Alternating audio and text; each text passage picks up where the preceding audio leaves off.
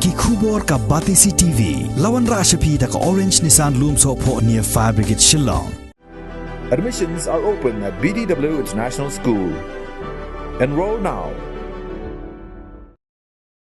Myntri ki kampo iyeng ke sarkar jela hakashi tarik guluber arajar arpuar ula ai ke Ïaroh Tnad Anti-Narcotics Task Force kabala trai borba baniele persya yau drug rengkat bat karai kot jong sarkar ban penduk pendam ya ke jingkhayi bea nyau drug ubala pensertok bat pensaja ya ke imlang ke saklang ke jinge trai lang bat ki pulit jong ki distrik baper hakeleng jong jela kumjuk ke jinge don mentalang jong ki bor sentiat jong ke sarkar pedeng ki badon hapok ke jela ke sarkar kaniele ban bathat yau thit ke jing sniu ba un kan rei hapok ke jela jongi bat on kem bat pensitam ya ginu ki badon kti ha kani ka kambe ai.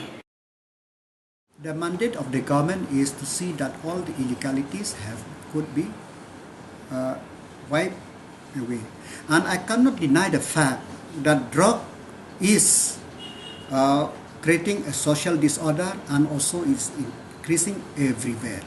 But the government of the Myntri police, the anti-narcotic task force, the district police, and also in collaboration with the central agencies and other state, we are trying to monitor this issue so that this could be not anybody who is involved in this could be nabbed. And you have seen that there is a result also everywhere, time and again, that the police are nabbing, the police are caught this contraband item from the people, and swift action is taken against them.